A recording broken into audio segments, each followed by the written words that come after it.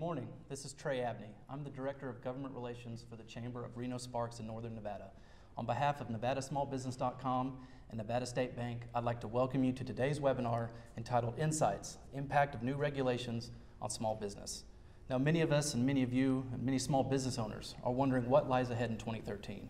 There's going to be new federal laws and regulations that are taking effect this year, including changes to health care laws and the federal tax code. When the Nevada Legislature convenes on Monday, they will also be discussing bills that will certainly impact your business. Dealing with government regulations can be confusing, and it's hard to predict how changes will affect your business. That's why we brought together a panel today to shed some light on this issue. Now, I invite you to submit questions to our panelists via Twitter using the hashtag NSBWebinar. We'll make every effort to answer your questions during the course of today's event. Now I'd like to introduce you to our panel of experts we have this morning. To my immediate left is Peter Gubler. Peter is a certified public accountant and a partner with Layton and Tobler, CPAs. Next to him is Jim Nelson. He is the executive director of the Nevada Association of Employers. And last and not least, Pat Reilly is an attorney in the Las Vegas office of the Holland Hart law firm. Each of our panelists has a unique perspective on this important subject, and I'm looking forward to hearing what they have to say today. So without further delay, gentlemen, let's begin. And I think if it's okay with you, we can start with kind of the big federal issues that's been in the news in the last couple months. And certainly probably one of the biggest things that have been in the press is this fiscal cliff and the resulting tax deal, tax increases, were there tax cuts, were there any spending cuts at all in this deal? And Peter, maybe we want to start with you, and you can kind of lay out what this thing looked like. Well, it really came down to, at the beginning of the year, nothing had been done, and everything had lapsed, and we were going to go back to old tax law. Well, at the beginning of January, since everything had lapsed, they were able to make new law, basically, because they weren't increasing taxes, they were actually reducing taxes, what they could say.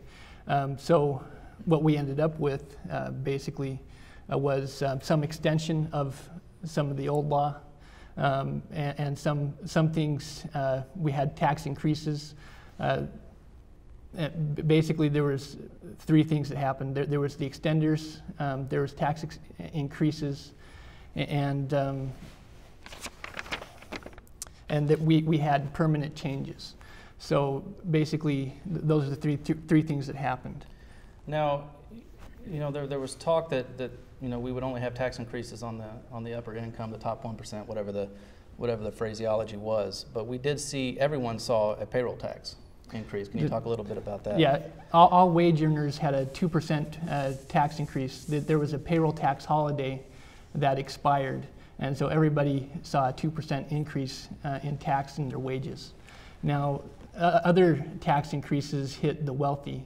One was on taxable income of $400,000 to $450,000 of income.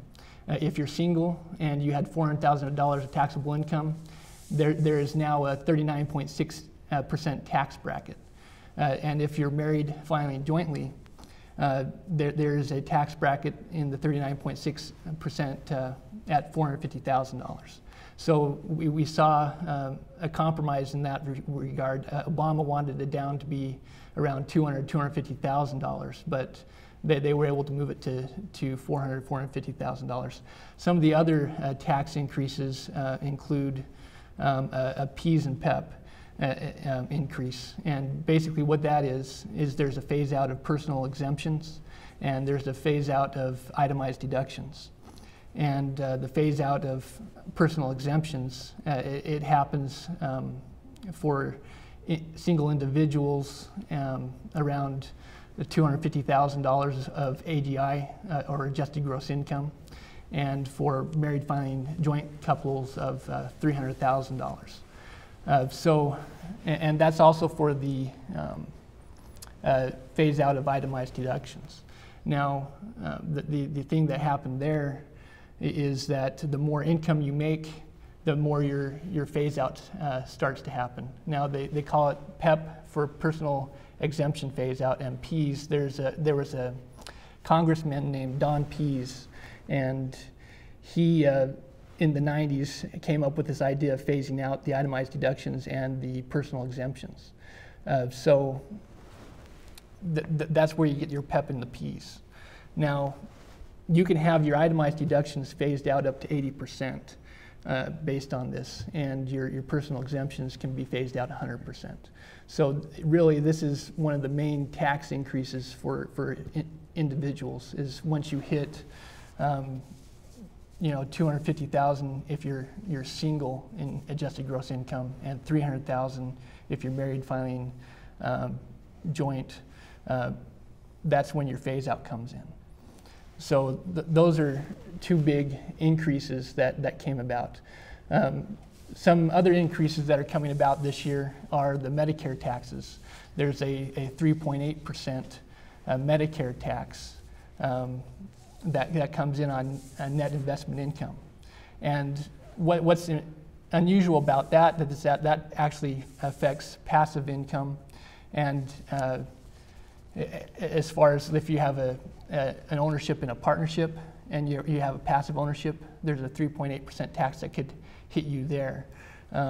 There's also taxable interest and dividends, capital gains, all those things fall under that 3.8% tax.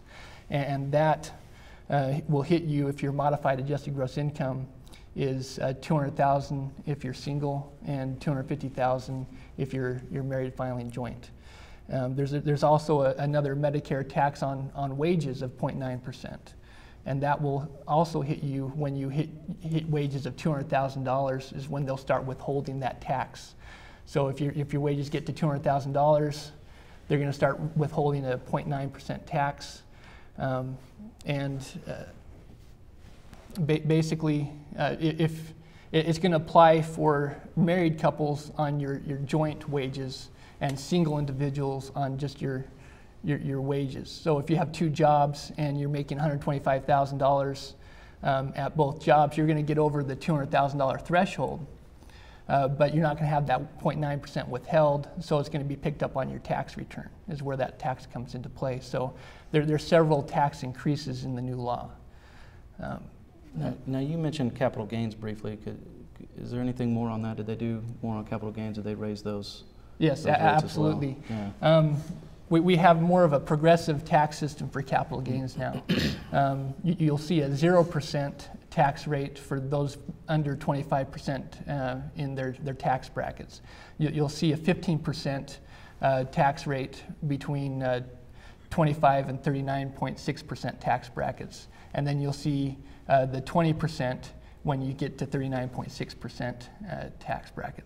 And you got to keep in mind this Medicare tax of 3.8% on net investment income is also going to come into play. So you'll see that you could have a 23.8% tax on your investment income, because you have the capital gains rate of 20% plus the 3.8%. You could also see an 18.8%, which is the 15% plus the 3.8%.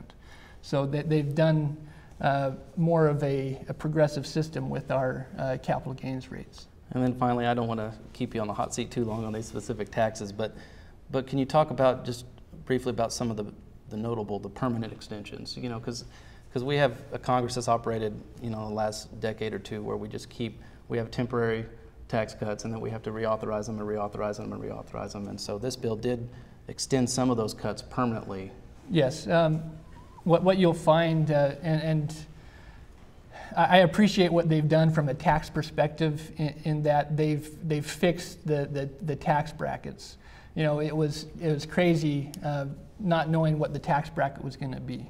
They also fixed the estate and gift tax problem. They've made the exclusion $5 million that's adjusted for inflation, and for 2012 it was $5.12 million.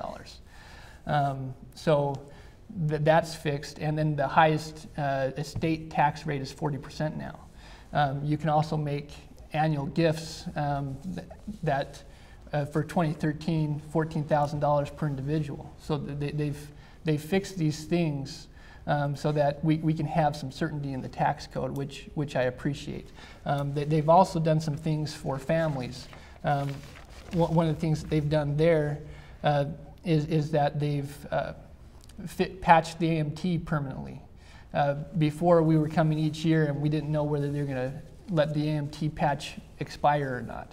And so if they let it expire, more people would be subject to the AMT. For those of you who don't know what AMT is, in the United States we have two tax systems really. We have an alternative minimum tax system and we have a regular tax system. And under both systems you calculate what the tax liability is. So you take the regular tax and you calculate it, and then you also have an alternative minimum tax that you calculate, and then you pay the higher of the two taxes. So they've patched an exemption that actually goes towards calculating the alternative minimum tax.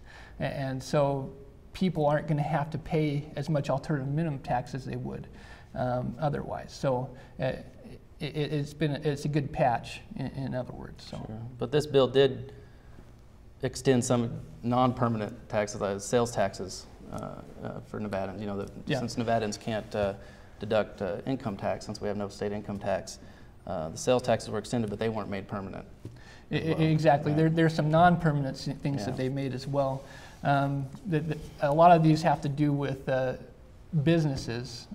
So you'll see like a 1-year extension on things like bonus depreciation. You get a 50% bonus depreciation. You have the itemized deduction for sales tax you get for another year.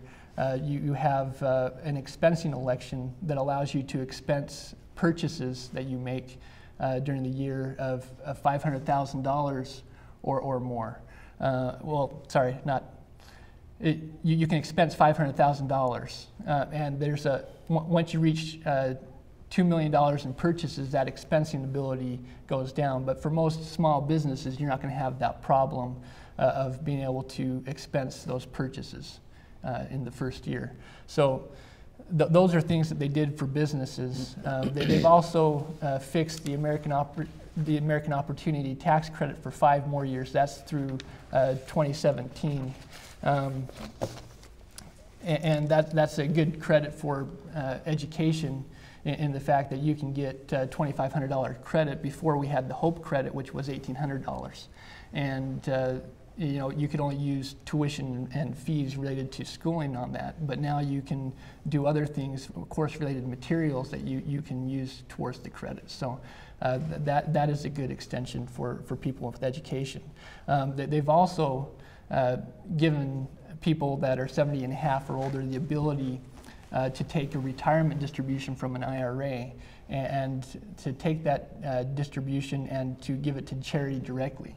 Now, what that does is that you don't have to recognize that in income. You don't get a deduction for it, but it's not going to push your adjusted gross income up so you're into a higher tax bracket, and you're not going to see phase out of deduction. So if you're in that age group and you want to make a charitable donation and you have to take out some money from an IRA, it makes sense to roll that into a charitable contribution directly.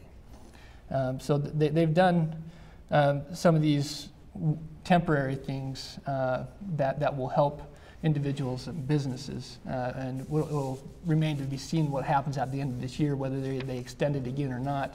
But for now we have it, so it's beneficial to use it. So you're saying the need for tax attorneys and tax lawyers will not go away anytime soon, exactly. even with this bill. Yeah. Now I want to open it up for all of you, and I don't know if the other gentlemen have a comment on this, but before the fiscal cliff deal was done, there was a lot of noise about, especially from the Republican side of the aisle, about there needed to be major spending cuts as well. Were there any kind of spending cuts in this bill at all? Besides, you know, we had the tax package and the tax increases. Were there any spending cuts involved in this? Did this help us with our debt problem and our deficit problem at all? Any thoughts on that, gentlemen? Well, I don't know about solving any of the debt issues or anything. The perspective that I see a lot of this, you know, in dealing with the small businesses that we have as members, it just pushed off, it delayed where a lot of employers were making decisions to spend going into 2013. Hiring decisions, capital investments, whatever the case may be, because they weren't sure where we were going to be going into the new year. And so from my perspective and from the angle that I observe this from, and that again is where you know, employers were just so uncertain what was going to happen going into the new year. And now, obviously, with some of this behind us, perhaps it's going to free up some organizations, some business to make those investments going forward. But that's where that was one of the difficulties that I saw with smaller business, was just the uncertainty. But we did see, I mean, yesterday, the fourth quarter figures, the economy contracted for the first time since 2009. I'm not an economist. I don't know that I can put a link. I know that I can't put a link between those two together, but my common sense tells me that it certainly had something to do with the uncertainty of the last few months of the year. Right. And of course, since there were some tax breaks that were extended and not made permanent, that still at least maybe not add to the uncertainty, but keep some of that uncertainty around when every 2 years you don't know if that certain tax provision is going to be extended or not. Right. Yeah. Now, as far as the debt, reducing the debt, I don't think they really did a lot to reduce the debt. They postponed spending cuts for about 60 days, I believe. So they're still working on that. That issue is still up in the air. All they really did was look at the tax issues at the beginning of the year, and I don't think that they really did a whole lot to really raise a whole lot of revenue to offset the debt that they're accruing. Because part of this was extending unemployment benefits and keeping those extensions in, and I think some estimates came in that it would actually increase our deficit over time, this fiscal cliff bill that they passed. And I don't know if any of you gentlemen quickly want to talk about what looms ahead, as far as, everybody thought the fiscal cliff could be the end of the world. They pass a bill, but oh wait, we have a debt ceiling issue coming up and sequestration cuts coming up, and I don't know if any of you have any thoughts on any of those issues. Well, again, I think, getting back to the point that I was making earlier, I think a lot of it is just, when you're a small business owner, you just want to have a little bit of certainty going forward. You want to know what you can expect. You want to know that if you're going to be making investments 6 months from now, that they're going to be a wise investment, or is it something that's going to be impacted by the uncertainty in Washington? I mean, and we all remember what the debt ceiling issue did a couple of years ago, how it affected the country's our rating, and the effect that it had on the stock market. And so, just at a point in time where we're starting to see some positive movement, I think the Dow is just below 14,000 right now. We're close to where we were before the recession. We're starting to see some good positive movement, and I, for one, I'm just hoping that we can solve these issues, as I think a lot of small businesses are, so we can continue that forward motion, we can continue that positive movement, and not dip back to the scenario that we had just 2 years ago. And I think there's a philosophical debate that's going on as to whether to follow the austerity measures that are going on in Europe, or whether to try to grow ourselves out of this. This may be forced on us one day if we can't solve that problem, or we may be forced into the austerity. But Washington's trying to figure out a way to avoid that scenario, because they don't want to go down the path that Europe has been going down for the last few years. It's been very sticky. Well, back to the sequestration issue, which, for those, understand, part of the fiscal cliff deal was there was going to be major tax increases if nothing was done, and major spending cuts, especially in defense. They fixed the tax part, but they shoved off the sequestration for 3 months, I believe. And there are a lot of defense contractors in the state of Nevada, north and south, that are very concerned. This could affect their companies and jobs here in this state, that are very concerned about those cuts. Now, some people, I've read somewhere recently that it would really bring us back to maybe 2007 defense levels. It's not maybe the end of the world that some people talk about, but that could be major. Again, impact on some of these companies in this state. So I think that's important to point out. I don't know if anybody has any thoughts on that, but that is supposed to come due in March, and there are some, at least Republicans that are saying let those cuts take place and at least get those cuts, and then they'll work on bigger, broader deals. So I think it's important to point that out. Obviously, after all that, the biggest thing that's happened in the last year or two is the Affordable Care Act, PPACA, Obamacare, whatever you want to call it. And we know that the Supreme Court has ruled that it's constitutional, that as a tax. President Obama was handily reelected, so this issue is not going away. The Affordable Care Act is here to stay. What can any of you guys tell me about the taxes in there, penalties, what employers should be looking out for, how they can plan for a lot of uncertainty? Jim talks about uncertainty a lot. This has a lot of uncertainty for employers moving forward. Well, I'll just chime in initially. The biggest issue I come from the human resources perspective, and the continual concerns that I get from our members is not knowing where to go not knowing where to go to get answers to questions regarding the ACA, and that's very frustrating. I mean, it's a 2,000-page bill, if I'm not mistaken, and surely there needs to be someone out there who can be knowledgeable enough to answer a lot of these questions. But what I'm finding right now, at this stage, I think if we were to talk at this time next year, I think a lot of these questions will have been answered and a lot of these issues will have been resolved. But I think right now one of the biggest issues that I'm finding with employers is just where can they go, who can they call to get the most basic questions answered with respect to the ACA. And Pat, I'm not sure about what your thoughts are. I don't think there are any answers right now because it's a work in progress. And I mean, we'll get to this a little bit later, but you know, they're setting up the insurance exchanges in the state government right now. And my understanding is our state is a little bit ahead of the curve vis-a-vis other states, but still, it's a work in progress. They are literally inventing the wheel. Yeah. From a tax perspective, they've done a few things right now that employers can get a credit. If you have fewer than 25 full-time, fewer than 25 full-time employees, and those employees earn less than $50,000, you can get a credit for providing insurance for them. The credit right now is 35% of the insurance premiums that you pay for the employees. That's going to jump in 2014 to 50%. So, you know, that can be a good credit for very small businesses. As far as 2014 comes to play, that's when the individual mandate comes in, and that's when you're going to see penalties for individuals for not having insurance. And right now, the penalty that's set for 2014 is going to be $95 per individual.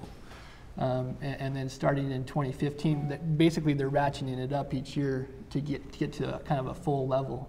And so in 2015, it's going to be $325 per individual, and in 2016, the penalty is going to be $695 per individual. Now there's going to be a cap per family on the penalty, and I believe in 2014, the penalty cap is $285 per family, but when you get to 2016, that cap comes to $2,085 per family. So there definitely going to be some penalties involved, but there's also going to be credits that are given to families and individuals, and those credits come into play between 100% and 400% of the poverty line. And so those families and individuals will get a credit in that range of income to help offset the penalty.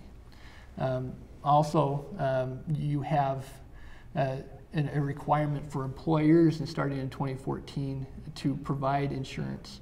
And that comes into play when you have 50 full-time equivalent employees. And quickly, the definition of full-time, isn't it 32 hours in the law?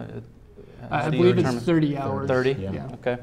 Yeah, so, but when they're calculating equivalent employees, they're talking about part-time and full-time, and they're calculating the hours and coming up with how many full-time employees you have. And what happens is that if you don't provide insurance for an employee, and they're receiving credits, as far as the exchanges are concerned, then you could be hit with a penalty as an employer of between $2,000 and $3,000 per employee. But there are exclusions to that, in that if you have 30 full-time employees or less, then you're not going to be hit with that. And if you don't have employees that are getting credits from the exchanges, then you're not going to be hit with it either. So there's some things that are going to have to be worked through. And I believe it's going to come from the exchanges as far as where the penalties come from. If the employees go to the exchange and they get credits, then you're going to be dealing with the penalties. Well, that's tough for a small business, isn't it? Who may not have a full, a huge finance department, a huge HR department. It may just be them and one of their partners in that business trying to figure out if they comply or if they're not complying. That's a difficult thing to do. It is, but I think as far as they've set an employee threshold of 50 equivalent employees. So I don't think it's going to hit the small businesses as much as it's going to hit those businesses that have those employees. I'm already getting phone calls from our members that they're trying to get answers with regard to what the penalties are going to be, et cetera, because they're weighing the difference of incurring the penalty versus Right. just not offering up the benefits. And there's also another unintended consequence, I believe, of this, and that is, obviously, you've got to be 30 hours or more a week before you're affected. A lot of employers are just going to drop a lot of staffers down to below 30 hours a week. So there's, you know, they don't have to worry about the insurance piece. So, but again, these are all the things that employers are just kind of weighing right now, trying to decide, okay, which is the best route to take. Yeah. And Jim and Peter, you know, both of you may answer this, but I've heard of some businesses that are thinking about breaking off into different LLCs and breaking themselves apart so they don't meet that 50 employee threshold. Have I haven't any of seen you come that across actually, that? but you'll see a lot of creative solutions Yeah. like that. It's, you know, people can, the thing about laws and when you pass them is that there are unintended consequences and people always seem to find ways around them. Mm-hmm. So this wouldn't surprise me at all. Yeah. And then there's can the IRS enforce the actual law itself? And right now, under the current law, the IRS doesn't have very much teeth to go after people. Right now, if people choose not to pay the penalty, they can't levy, they can't lien, they can't seize property, they can't send people to jail. But what they can do, from what I understand, is they can actually sue the taxpayer to go after 2 times the penalty amount. So it's really going to be an issue in enforcing the law right now. Now, Pat, I know it's kind of a state and a federal level issue, but you mentioned the Silver State Health Insurance Exchange earlier, and we may as well talk about this while we're talking about Affordable Care Act. Do you have any additional thoughts on Right, I had to talk to one of my partners about that, but this is something that they've been working on for a while actually, and as we know, the legislature, although they're not in session, you know, does things to get ready for the session. Yes. Along the way, and this is one of the things that they've been working on. The idea with the exchange, which is part of the Affordable Care Act, so used to calling it Obamacare, is that these exchanges will allow businesses to purchase insurance for their employees. So I've heard, at least from one of my partners, that there may be a benefit to small businesses here. Here is one place where you can go out and purchase insurance if you want to, that maybe you weren't able to purchase it before, and at a lower rate. But you know, again, it's kind of a wait and see thing. And I think we need to put this in perspective. The passage of this law is so big. I don't think we've seen anything that has quite the same impact on our day-to-day lives as any law since probably Social Security. And so it's a big monster of a law that's going to take a long time to implement. Well, and there are some governors in some states that have said they're not going to set up their own state exchange, right? And so the federal government just sets up one for them. I believe that's how it works. Yes. Yeah. And I can tell you that the Chamber of Commerce, from whom I work, we've worked on behalf of our insurance broker members because they were concerned that when we were hiring all these, they call them navigators and assisters, people that were going out and signing people up onto health insurance plans, they were worried that we were going to have government-funded almost competition to what they were already doing. And so we were having to work through that issue over the interim with the health insurance broker industry to make sure that they still had a role to play, because they're the ones that are knowledgeable and have to have E&O insurance and all these other things to protect their clients. And we were worried that the government-run navigator types would not be able to do that. But I think we've taken care of all that issue. But there's so many issues that affect so many different types of industries and businesses. Well, and you may see some tinkering with it, you know, not now, but in 2 to 4 years, where once this gets implemented, you see the flaws, you see the kind of holes that need to be filled in on this type of an act. And gentlemen, unless you have anything else on Affordable Care Act, and before we leave federal issues, I want Jim to talk about his favorite federal agency, the National Labor Relations Board, and what's been going on there. Well, the NLRB, the National Labor Relations Board, has been kind of a thorn in the side of employers for the last several years. You don't have to think back too long to remember that just about one short year ago, they were going to try to require employers to put up an employee notice, giving employees all of the things that they need to know about organizing their workplace.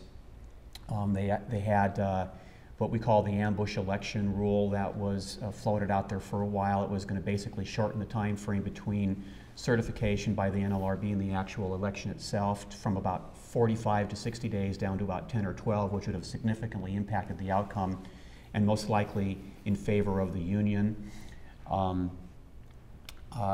Social media has been a big deal. Their position regarding employers taking disciplinary action against employees because they post things on their social media.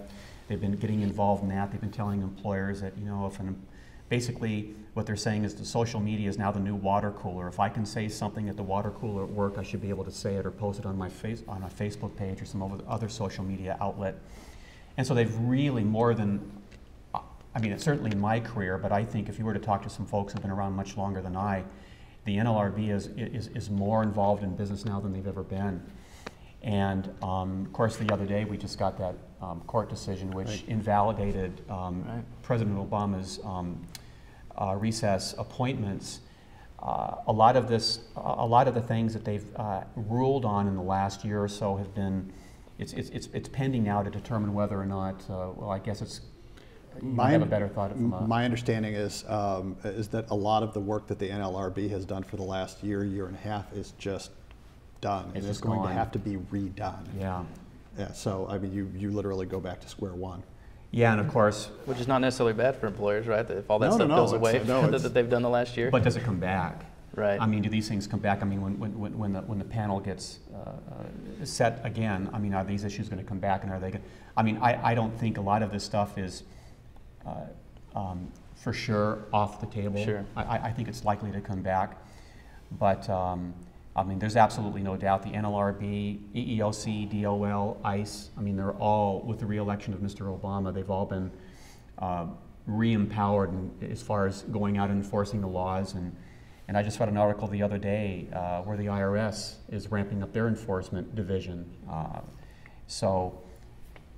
It continues. The pressure on employers continues. But if these NLRB board folks are found to be, that they took their office unconstitutionally and they are removed, we know they have to meet a 60-vote threshold in the Senate for anybody new to be appointed there. And could you see just a crippled NLRB that won't even be able to function at that point? Well, they are already talking about that.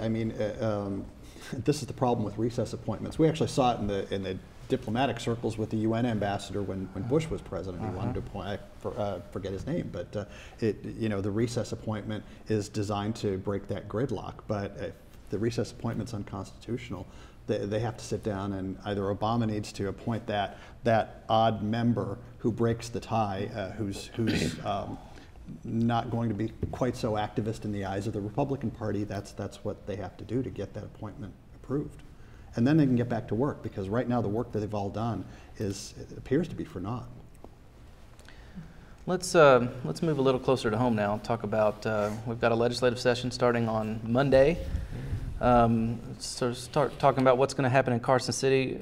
And whoever wants to start, can we give maybe a little overview of the session? Are we going to see a lot of things done? Is there going to be a grand compromise? Are we going to see a big tax reform and all kinds of spending reforms, and everybody be happy up there? What's going to happen? Well, I guess I'll start. I don't know whether there's going to be a compromise or not. The governor has said no new taxes. There's been some talk about broadening the tax base, but as people have pointed out, if you broaden the tax base but you don't raise taxes, then that's effectively a tax cut for gaming, and it's effectively a tax cut for mining. And so they're talking through how to resolve that tension.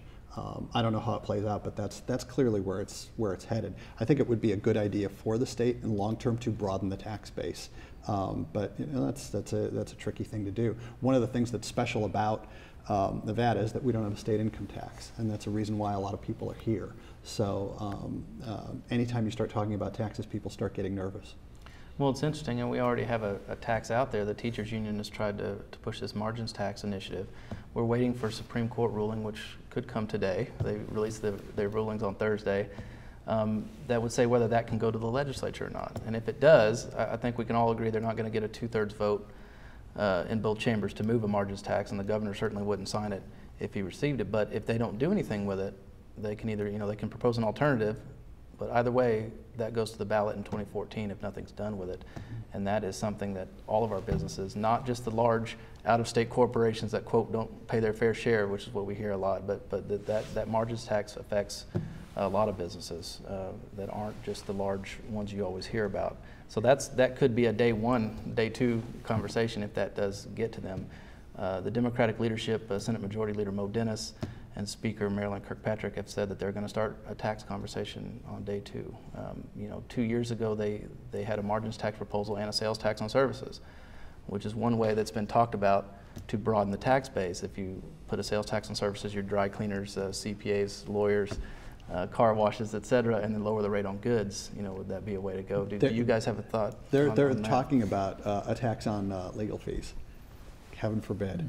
But yeah, that is something that's on the table. Which would just be passed along to clients, wouldn't it? And a bill just be a bottom line. Yeah, and it wouldn't be, my understanding is it would be like a 1% tax as opposed to, but 1% on lawyers' hourly rates is pretty expensive, and it would be passed on to the clients, unfortunately. So. And as far as the margin tax is concerned, my understanding is that the teachers union was really behind that, right. And it went to court in Carson City, and a judge ruled it as an invalid petition because it didn't explain everything that could happen with the margins tax. For example, a business that was not profitable could actually pay a margins tax if it had positive margins. So. That's why it was invalidated. Now the Supreme Court's looking at it and trying to decide whether that's a good reason to throw out the petition or not. And if they decide that it wasn't a good reason to throw out the petition, I guess it would go to the legislature at that point, and then it would be looked at in Congress. But it may or may not actually come through, but it is something that the state, that people are trying to do. And what it was going to do is supposed to, according to the teachers, put money directly into education, right. Which I think a lot of people feel strongly about. But what it didn't explain is that maybe that the government funds could be utilized elsewhere instead of funding education now. So there's a few things up in the air with that. But it'll be interesting to see how it plays out. And full disclosure, the chamber and almost every other business group in the state, we've been part of a lawsuit against the margins tax, and so we put time and treasure into that effort as well. Maybe we want to talk a little bit about just kind of the broad outlines of the session, and it starts with the governor's State of the State speech, which he gave a couple of weeks ago. Somebody told me it was about 24 minutes, on education, so obviously very education focused. And there's always going to be a fight about, everybody seems to agree that they want full-day kindergarten, just no matter how much they're going to put into it. The Democrats, as usual, are all talking about, again, the taxes that we've talked about here, and say that we want to have a tax discussion, but haven't outlined yet what specific taxes they would want. I mean, several observers think that this will be a less partisan, more friendly session. You have Speaker Kirkpatrick and Senator Dennis, who are not partisan by nature, and they're more workhorses and show horses, if you will. Any thoughts on, at the end of the day, though, we still have a Senate that's the same party split, 11-10 Democrat majority. We still have an Assembly that's heavily a Democrat. Do we see any big major differences this session, happening, or any new ideas, new laws, new regulations that would affect, our viewers versus what happened in 2011? Is it going to be any different at all, do we think? Again, from my perspective, which is more the employer-employee relationship perspective, I see the same things coming up session after session. Bills regarding, employment practices, or workers' comp or unemployment, whatever it might be. You always see the same bills coming up session after session. They always seem to meet the same fate session after session, but yet here we see these again, and it's always as if we're pushing down these same bills session after session. Trey, you and I have done a lot of battles over the years. You know exactly what I'm talking about. So I would like to see some. I'm tracking about 50 or 60 bill draft requests right now that I believe could have an impact on the employer-employee relationship, and a lot of these are. It's like same thing as 11 and a 9 in sessions past. So it would be great if we could just move on to some things that perhaps have a chance of seeing a light of day, rather than just revisiting these items that we know are at the end. You've got the Democratic Assembly, you've got the Democratic Senate, and then you've got a very business-friendly Governor Sandoval. So, something's going to clash, and as we saw in 11. So, I would just like to see. Look, we gave it a shot. We tried. It didn't work. Let's move on to something else and invest our time a little bit more wisely. Well, and we always see the health insurance mandates, idea with which the Chamber always opposes any kind of mandate on health insurance. There's always those. In the past, we've had eating disorders and acupuncture and things like that pop up. And, like Jim talked about, we have daily overtime, we have, all of these things. Collective bargaining, session after session after session. It comes up and it's always... Well, and again, and the Chamber and other business groups and Republicans tend in the legislature to be willing to talk about taxes and the tax reforms we've been discussing. But we've always said, well, we want spending reforms as well. Public employee retirement system and the unfunded liability there. Public employee collective bargaining at the local government level and how much that costs our local governments. Prevailing wage and how much that costs in building classrooms and lane miles and everything else. But again, given that we have the same makeup, you're not going to get enough Republicans to vote for taxes if Democrats aren't going to give on some of those reform issues, and there's no indication that they will. I think you end up at the end of the day probably having a budget very similar to what the governor submitted, and some teeth gnashing, and we go on. And gentlemen, while we're sitting here talking about the margins tax, I'm just told that the Nevada Supreme Court is allowing the teacher's tax to head to the legislature. Okay. So they just ruled as we're talking about it, and so that will make certainly my job more interesting starting on Monday as they deal with that. And for our viewers, the legislature has 40 days to deal with that once they receive that bill. And so again, they can either approve it, which I think all of us agree that's not going to happen. They could not do anything with it, and it would go to the ballot, or they can approve an alternative, and both would go to the ballot in 2014. And so that will be an interesting discussion. Do we want to talk about, Pat, maybe AB 273 and 284 from the last session, the mortgage issues, and that's gotten a lot of play. The mortgage and the bank issues. I do a lot of representation of banks. And as you can imagine, in the last legislative session, banks weren't exactly the most popular kids on the block. There were a couple of... Are they ever? Well, it was particularly ugly, I think. Right. AB 284 to start was it's known as the robo-signing law. We didn't have a robo-signing problem here in Nevada. That scandal that broke in Florida, where banks were doing judicial foreclosures and signing a foreclosure a minute or whatever it was. We don't do a lot of judicial foreclosures here, so title companies do the foreclosures. We weren't having those problems. That being said, we had a law passed, and it makes it a felony for anyone to sign foreclosure paperwork if you don't have personal knowledge of who actually owns that note and deed of trust. And that effectively stopped the foreclosure train here in Nevada. Obviously some good effects out of that. Foreclosure stopped, real estate prices stabilized. They've started to inch back up. Lenders started to really embrace the short sale process at that point. But like with any law, there have been some unintended consequences.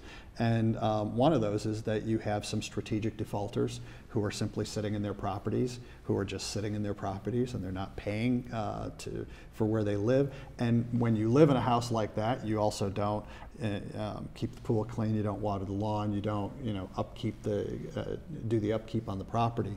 And I'm sure we all probably know someone who has bragged at some point about, hey, I haven't paid my mortgage in 2 years and I'm still in the property. And that's just not a good situation. So there's some talk about tweaking that law to kind of fill in some of the holes there. Another one was AB 273, which has gotten a little less attention, but it affects commercial lenders and commercial loans significantly. It's a little bit tricky, but basically what it does is it limits the amount that you can recover at a deficiency sale. Let's say you do a foreclosure of a property and the sale price doesn't cover the amount of the loan, the lender can then sue for a deficiency.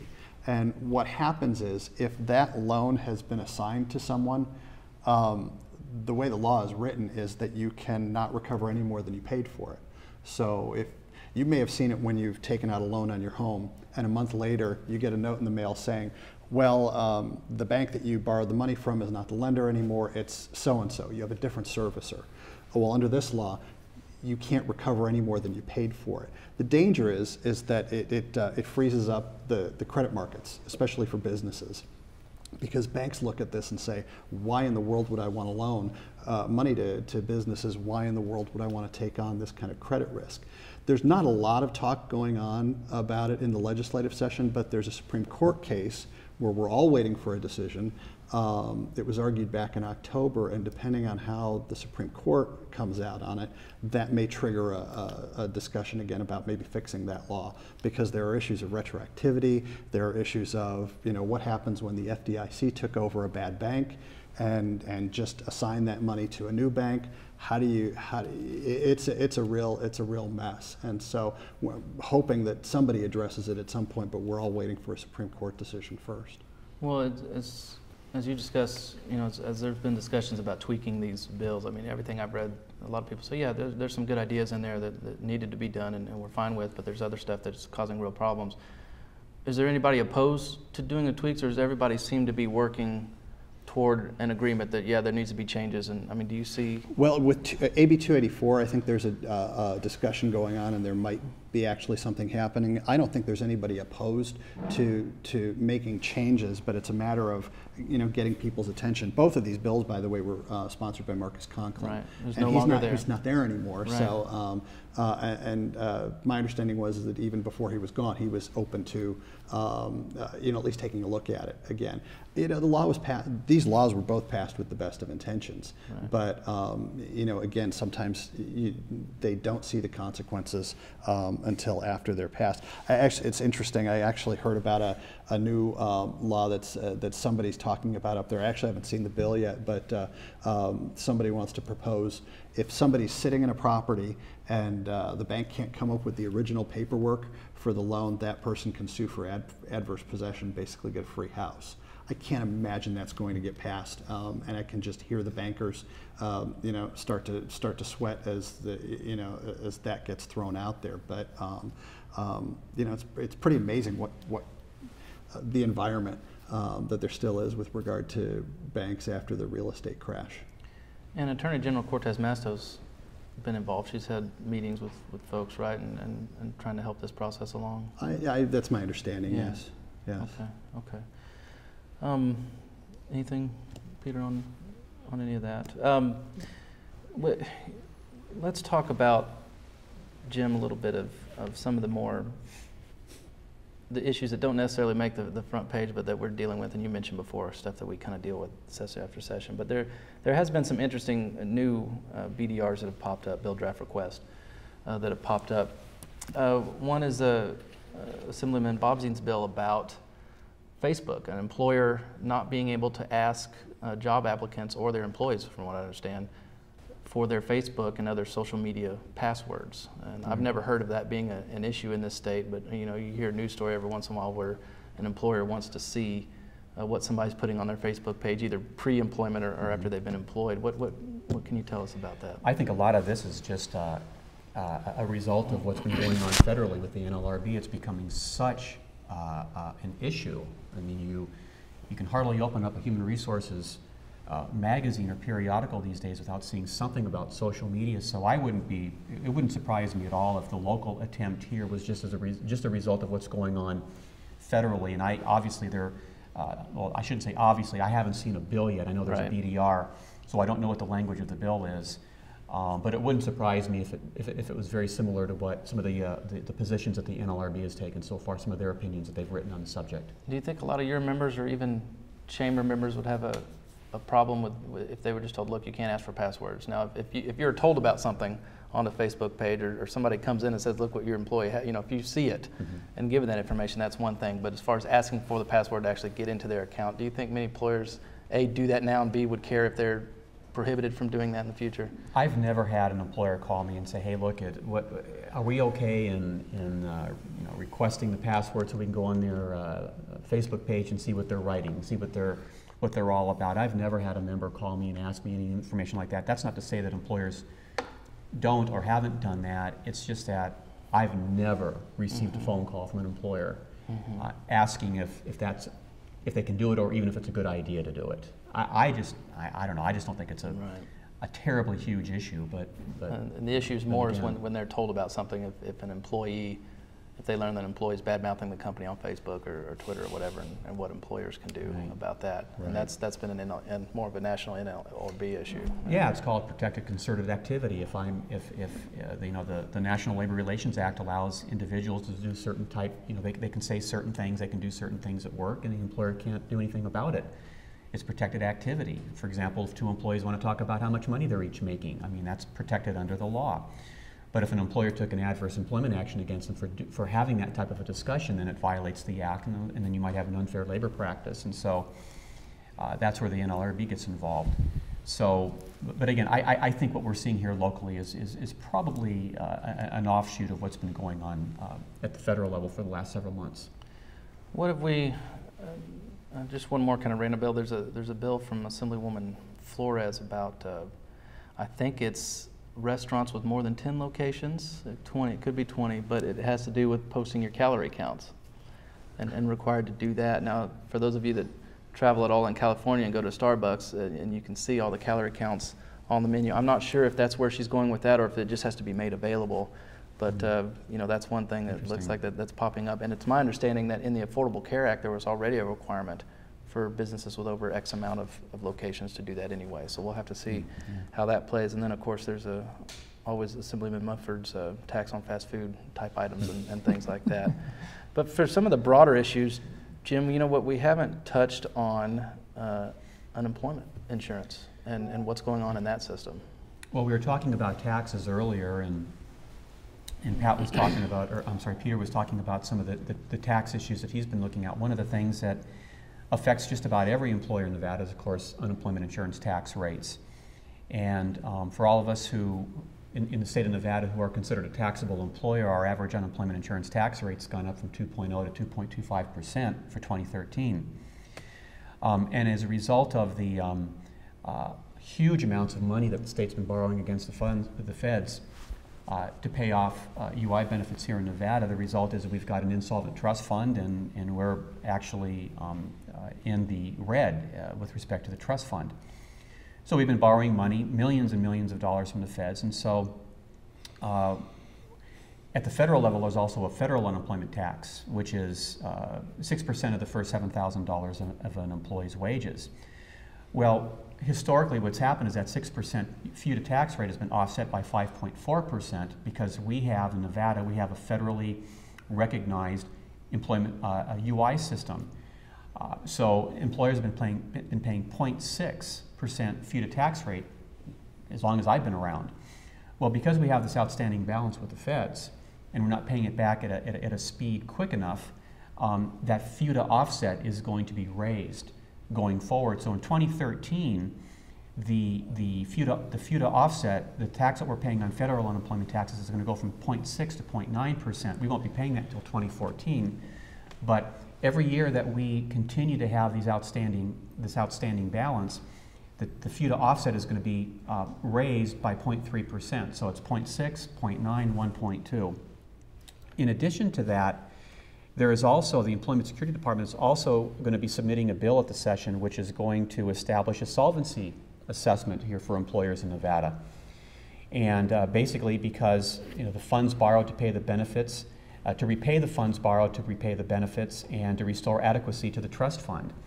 So I have no idea what the assessment is going to be. The last time I can recall an assessment in the state of Nevada was 81, 82, right around there.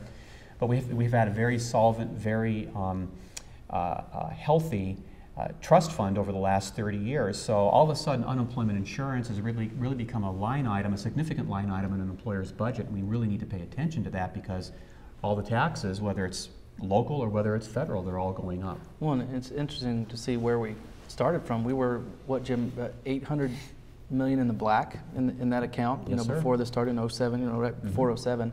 And, with the highest unemployment rate in the nation, we're now about $700 million in the red, give or take, and, having to pay again, interest on the money that we're borrowing from the feds. Now, there are some folks who think that Congress could forgive those loans. I mean, and they could, but can you base state policy on what Congress may or may not do? Right. And then, you know, the interesting part about the system is that the higher your experience rating, you know, the more people you've had to lay off, the more your unemployment insurance is. So it's almost a double whammy, where if you've been devastated, if you're in the construction industry, if you're a landscaping industry, you know, it's been devastating this economy, and you've laid off a lot of people over the past couple of years, your rate is now shooting up to that top. And so you're now paying more, which gives you even less money to hire people in the first place. And I don't know if there's a better way to do it, but it makes it very difficult. Well, I know the folks at the Employment Security Division, they're doing a really good job. This is unprecedented, what's been going on the last several years, and I think they're doing the best that they can. What's unfortunate for business, however, is that I think we're going to be the ones who are going to be asked to resolve this financially, and I don't see this elevated average tax rate, the elevated feeder rates, the proposed assessment. I don't see that going away anytime soon. I think that's going to be with us for quite a long time, because, as you said, Trey, we've got a $700 million hole to dig ourselves out of before we get back to zero. And even if we get back to zero, that doesn't. At that point, we're still not meeting state and federal solvency requirements, and so we're still. We're not in compliance with state and federal law. Because the idea, you don't want to be at zero, you want to have some money in that account. Absolutely. to have to pay out, and so that makes it, you know, very difficult again. Excuse me. Now, Jim, can you talk a little bit about daily overtime laws in this state, and do we have any chance of doing anything with that in 2013? I know we try every session. No. No. It's not. No, I don't think daily overtime is going to go away. It's been around for decades, for generations. Daily overtime in Nevada, for those of you who don't know, if anybody who has a regular hourly rate of pay, which is less than 1.5 times the minimum wage, have to pay daily overtime for all hours worked over 8 in a workday. Nevada is interesting because we've got 2 minimum wages, and as a result of having 2 minimum wages, we've got 2 daily overtime thresholds. So that's very confusing for employers to follow. In addition, as a result of the 2006 constitutional amendment, the Nevada minimum wage is now adjusted annually to CPI.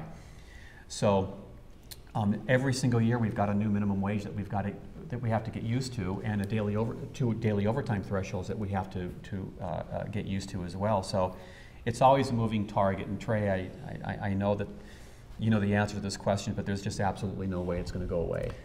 It's not going to happen. Well, and you know what's interesting about daily overtime is that every session there is a new or different industry that comes in with a bill just to exempt those folks out. I know the home health care folks deal with this a lot with the way their schedules are, but this session, the Governor's Office of Economic Development actually has a bill to exempt, it's something to do with IT programmers, IT folks, to exempt them from that daily overtime requirement. So we keep trying to chip away at it for different industries. I think certainly the Chamber's position is just to get rid of that altogether and go to the federal standard of 40 hours a week. I would support that in a second.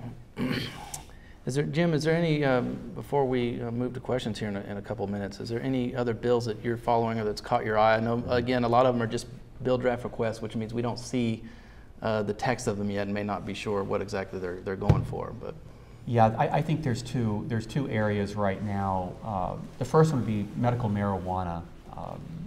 Obviously, most folks know that Nevada does allow individuals to have possession of a certain amount of marijuana for medical purposes.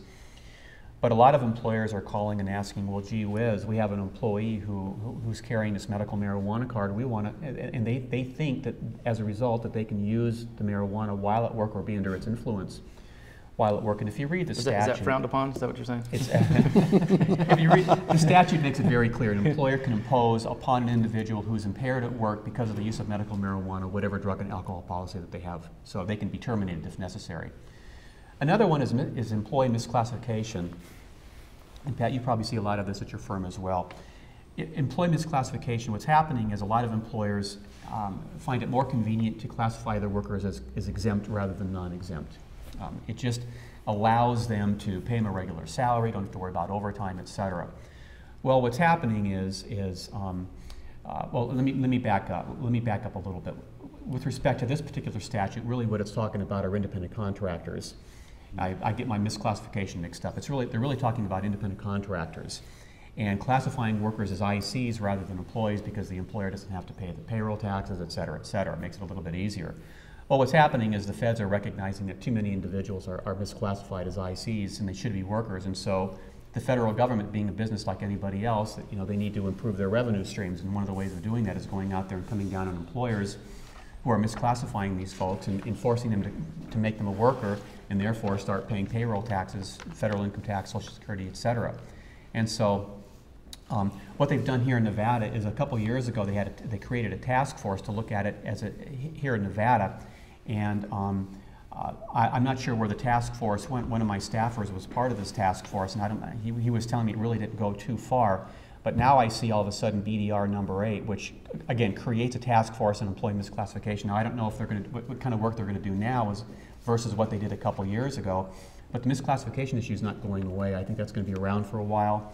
And now it looks like the states are getting involved in trying to address that issue as well, in addition to the IRS. Yeah, and with regards to the IRS, what they're looking at is control, whether you control that individual or not. If you're supplying tools and a workspace, and you're telling that employee you're going to be here from 8 to 5 or 9 to 5, you know, then they're saying, well, you actually have control over that individual, so they're an employee, and so you really have to be careful when dealing with that issue, because when you're dealing with payroll taxes, there are substantial penalties for failing to pay payroll taxes. Well, and there's a different test in there depending on what entity you're dealing with. You got ABC test, and what is it, Jim, a 21-point test? You got the IRS test. You got the Department of Labor has about a 4 or 5 point test. You got Chapter 612 of NRS has the ABC test. So yeah, you've got 3 different criteria that you've got to take a look at in terms of, you know, whether they're classified correctly or not. Well, gentlemen, I think we're ready for our first question. Actually, yeah, sure, please, Pat. Just wanted to make one point. I mean, if you're interested enough to be watching this, take the extra 15 minutes to get on the Nevada Legislature website, go through the list of BDRs, see what's on there, see if there's anything that's on your radar as a business owner, and, you know, call your Chamber of Commerce, call your legislator. I mean, one of the benefits of living in a smaller state and having a part-time legislature is that you can reach out to these people, and you can, you know, shoot. Sometimes you can even see them at the grocery store, right. And, you know, contact them and get in touch with them. It's not too late. I'm already tracking almost 600 bills, you know, and that has to do with everything from education, economic development, but there's already a lot out there, and we're going to start our question time. And again, for those of you watching, if you want to ask our questions to our panelists via Twitter using the hashtag NSBWebinar, and it looks like our first question is for Jim, and they want to know, Jim, how about the rounding factor when clocking in? I understand the current labor commissioner says it can't be done. What will happen with this? Rounding is a real concern. The federal law allows rounding. The Fair Labor Standards Act has 3 different ways of rounding. And a lot of employers, when an employer focuses on wage and hour issues, they seem to zero in on the federal law. And so therefore, if the federal law says rounding's okay, therefore it's all right to do it. Well, here in Nevada, the Nevada Labor Commissioner's Office takes the position that there is no rounding, that whatever recorded on the time worked record must be paid. And what's interesting is we have a new labor commissioner right now, Mr. Tobler, who's a wonderful gentleman, and I think he's going to do a terrific job as a labor commissioner. He's been around for a little over a year now, but the position from the labor commissioner's office with respect to rounding really started before Thorne's tenure, and but there seemed to be a lot of back and forth on whether or not they would allow rounding here in Nevada. But Thorne has made it very clear that the position of the labor commissioner is going to be that there is no rounding. Whatever is recorded on the time worked record has to be compensated. So if they clock in at 7:57, they're paid for that. Yeah. No de minimis. There will be no recognition of de minimis time here in Nevada, like you can under the federal law. But if it's on the clock, I asked Mr. Tanchek, who was the labor commissioner prior to Thorne, I said, if somebody clocks in at 7:57 and for an 8 o'clock shift, and they clock out at 5:03 for a 5 o'clock shift, will you allow the employer to round up or round back? He says, no, they've got to be paid for every minute that's on that time worked record. That's why, and I know a lot of employers are going to say, no, this is just not going to be workable or doable for logistical reasons, but I'm a real proponent of the old-fashioned paper time worked records. 8 o'clock to 5 o'clock at the end of the week I sign off. I'm not signing in that I came in at 7:54 and left at 5:03. Even though I did, I might have. I'm signing off that I came in at 8 and I left at 5. I see a lot of employers going back to that old-fashioned method because you're not recording every second that the individual is there. So rounding is not allowed in Nevada as of this moment.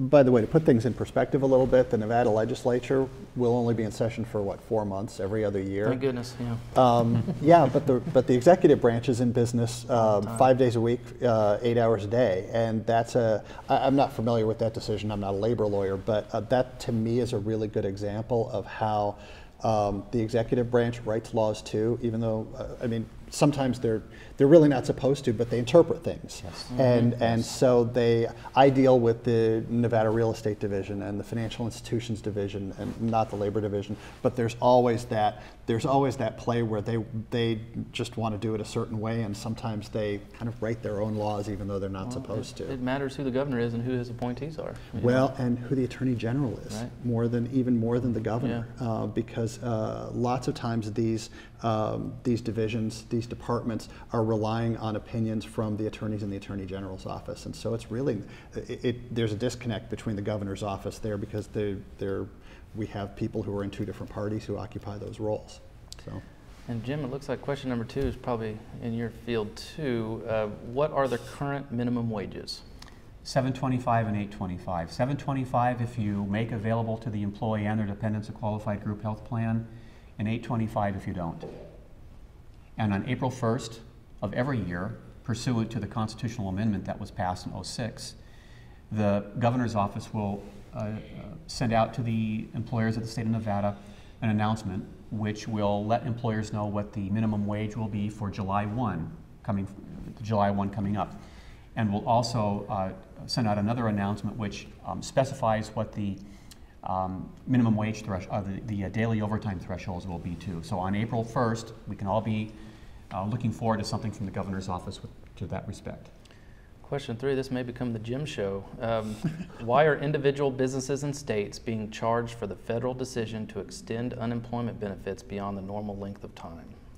Well, I won't have all the answers to that question, but there are a lot of different triggers. There are state triggers and there are federal triggers that when they kick in will determine whether there's a state extended program or a federal extended program. To my knowledge, just about every trigger that you can possibly think of kicked in during the recession, and that's why a lot of the states had to pick up the extended benefits as well. Typically, my experience has been, up until the recession, has been that most of the extended benefit triggers that I've seen in my career have been federal. I think that's been mine, because the state, I think, only picks up the first, is it 28, 38 weeks? It's only that first piece. The feds have extended it and paid for the rest of it. So that doesn't count against our unemployment trust fund, all those the 99 weeks that we hear about. Right. Now, if it's a federal, my understanding is that if it's federally mandated, then the feds pay it, and it's not going to count against the experience of the employer for their state tax rate. If it's a state trigger, that might not be the case. Mm-hmm. And my understanding is that there's money that's been borrowed by the state that hasn't been paid back, and because that money hasn't been paid back, that they're actually charging the employers amounts to take care of that few to offset that Jim talked about. Number 4, for any of you gentlemen, what about non-compete agreements? If an employee is let go and wants to work in his or her field, will non-competes be upheld? It says California does not recognize non-competes. With Nevada having such a high unemployment rate, shouldn't a person be able to go right out and work in their field? We do recognize non-competes here, and we're pretty strong on them. As a matter of fact, there are some restrictions on non-competes, such as the duration, the geographic scope, things like that. But no, I mean, we have a statute that specifically recognizes that non-competes will be enforced. I'd like to, if I may, Pat, non-competes are they're more enforceable if there's consideration given to the individual for entering in a non-compete. Where are the courts these days on what is considered consideration? Well, unless there's been a Supreme Court case in the last few months that I'm not aware of, at-will employment is consideration. So that's why I say Nevada is pretty strong on enforcing post-employment restrictive covenants, because it doesn't have to be a type of situation where we're agreeing to pay you $100,000 a year in exchange for one of these. It can be, you know, Continued employment. $8.25 an hour. Yeah, just continued employment.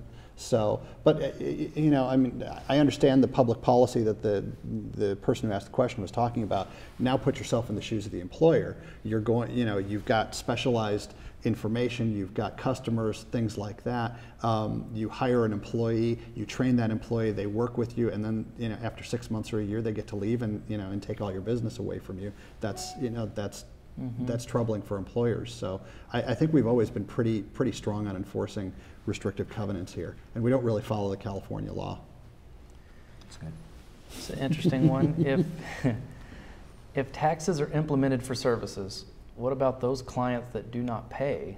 Is the service provider still liable for the tax? And of course, there's no law yet. So there's no tax on services right now, and I'm not familiar with you know, as far as what they had proposed on that, but it kind of begs the question: why would you pay a tax that you haven't collected, though? So, in my mind, I think you would be responsible to remit taxes that you collected from a client on that. That was it, because it's not like you're selling a good. You know, we have sales tax on a good base, but that person goes up to the counter, buys that good, and leaves. When you're a CPA or a lawyer and you're billing, maybe on a monthly rate, and they're not paying, you know, why would you be liable? Well, it's bad enough to get stiffed by the client, but then the idea that you have to pay the government for services that somebody you else's paid for tax doesn't that they make were a whole lot of supposed to sense. pay. Right. Right. Question number 6, basic. What is a healthcare exchange?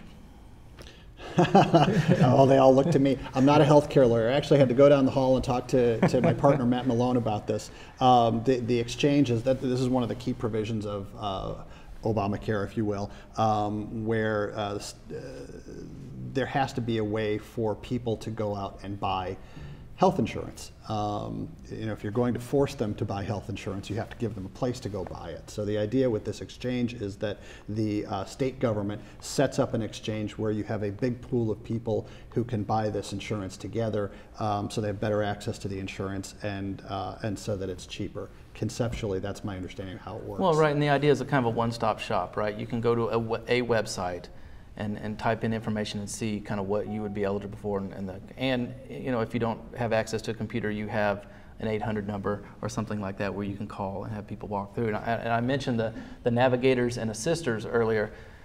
These are going to be funded by the exchange, people that will actually go out into communities, and especially hard to reach communities, rural and Native American communities and things like that, and actually walk them through the process and help them. You know, so it's kind of that all-encompassing one-stop shop, but also outreach to get people insured. I mean, conceptually, try and think of it as a utility company where you go and buy your power or your water or something like that, except it's not a private company. Right. What about HOAs? When will they be better regulated? They seem to be under their own laws in many cases and charging unrealistic fees. Wow, that's probably a question for one of my opposing counsel in one of the cases that we have. Actually, I represent one or two HOAs, but mostly collection agencies for HOAs. And so I've been dealing with the kind of the super priority lien issues for the last couple of years. HOAs actually do have their own rules. They're semi-government. Well, they're CC&Rs. First of all, covenants, conditions, and restrictions that you sign up for when you buy property in a common interest community, and then common interest communities are regulated by NRS Chapter 116. And so, yeah, they have very, very specific rules on how they're regulated and how they, you know, what they can charge and what they can't. So. In fact. As far from an accounting perspective, once a HOA reaches a certain size, you're going to have an accountant come in and either review the financial statements or do an audit of the financial statements. So, you know, I think Nevada has put in place some things that will help monitor what's going on as far as the income and the expenditures. Well, and I can tell you, fortunately, I don't get involved in all the HOA legislation that goes through the session, but that is probably one issue that you see more bills and bill drafts on are HOAs. They're constantly, every session, there are several, 10s and 20, 30 bills dealing with HOAs all the time. It is a big deal to people, certainly in Southern Nevada especially. People love to hate HOAs, but they also have a day-to-day impact on your life. And property values. And property values and all sorts of things like that, so people are sensitive about it. Sure. Next question, should shareholders be considered when counting your 50 employees for the employer mandate? I assume the Affordable Care Act mandate. Owners aren't considered as far as employees are concerned. What they do is they consider who the employees are, and that's how they determine the 50 employees, but they don't actually look at owners. This one's kind of related. Is the same standard, the 30 hour per week for full-time employee standard, used to determine the number of employees you have if you are trying to qualify for the under 25 employee tax credit? Well, I had some notes here. Say that again, just so we... Sure, yeah. Is the same standard, the 30 hour week for full-time employee standard, used to determine the number of employees you have if you are trying to qualify for the under 25 employee tax credit? I do not believe so. I think that they're actually looking at full-time equivalents, and so I think they're looking at 40 hours a week, and so they're looking at what's the full-time equivalents. But I'm not positive on that. So, Pat, did you have? No, I didn't. Okay. Question number 10. What is the margins tax proposal? And I can talk about some of this, but I'll throw it open to you gentlemen first. I don't know. Basically, why don't you answer that one? the margin, moderator. the margins tax proposal says basically if you look at your gross revenue minus your cost of goods sold to come up with a margin, and then they determine a tax on that margin. I think it's like 2%. Correct me if I'm wrong. Yeah, and it's the gross revenue over $1 million.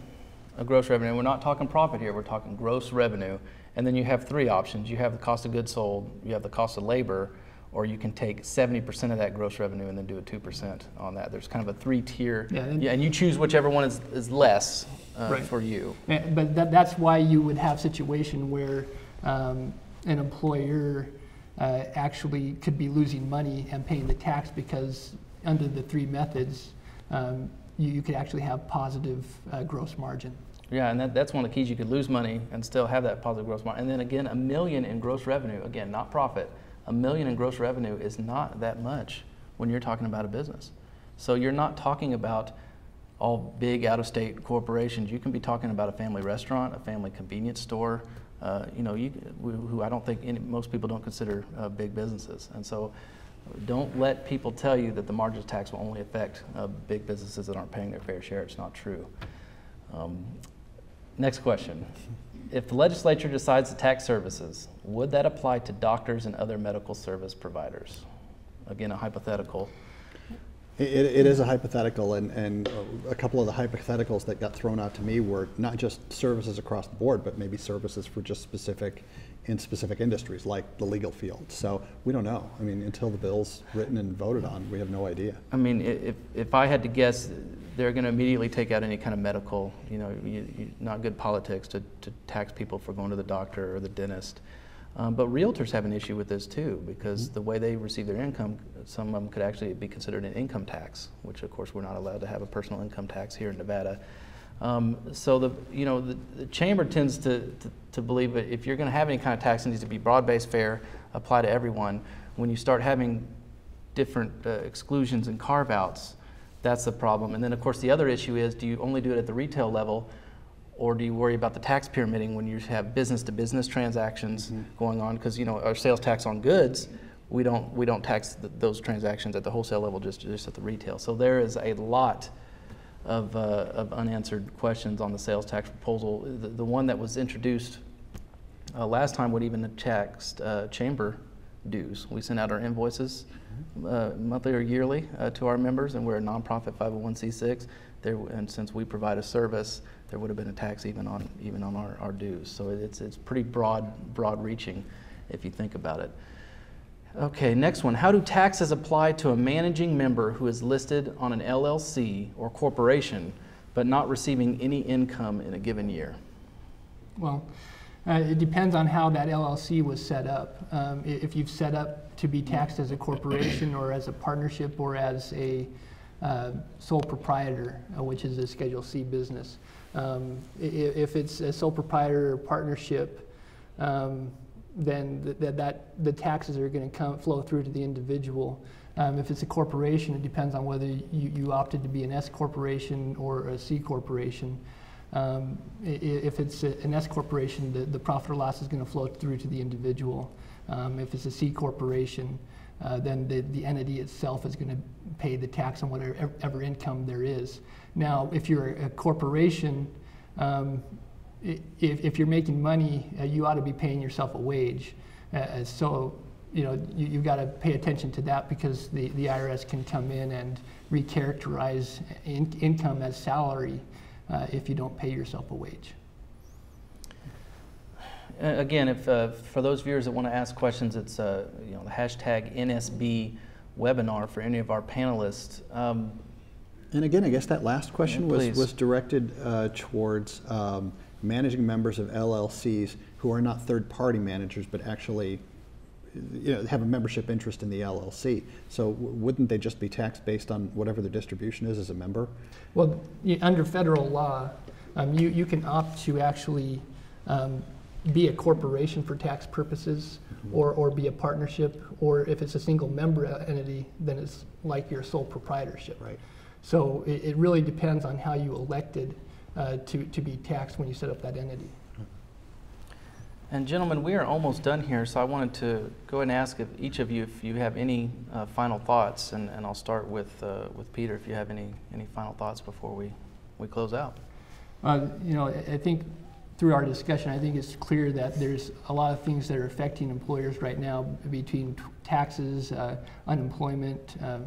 I think it's important that if you're having situations that you want to ask questions about, is to either contact a lawyer or a tax professional to find out your specific case. So that's what my suggestion would be. And Jim? Well, with regard to the upcoming session, which starts on Monday, we all have a voice. We all have input into this process.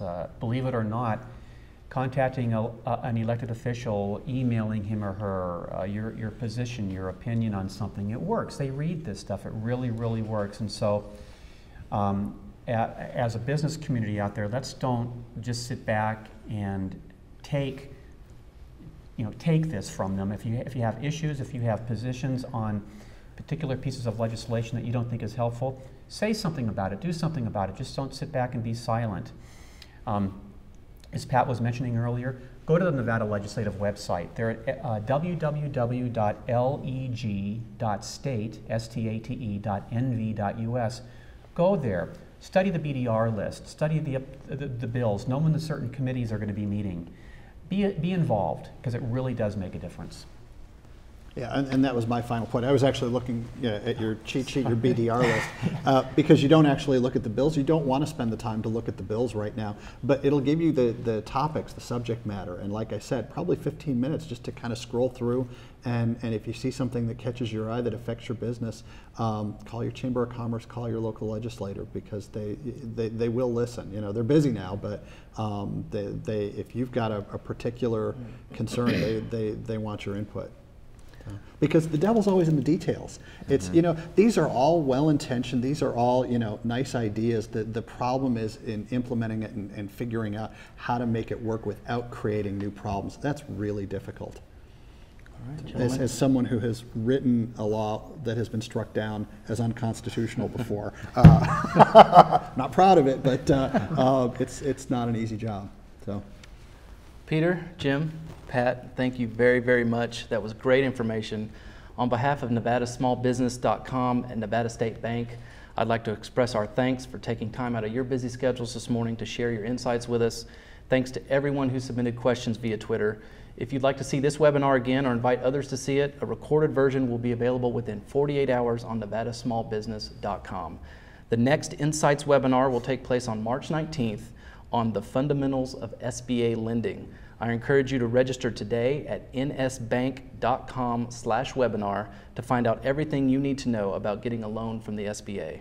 It should be great information, so don't forget to register today. As always, registration is free. Again, thanks, gentlemen. This is Trey Abney, and we wish you a great rest of your day.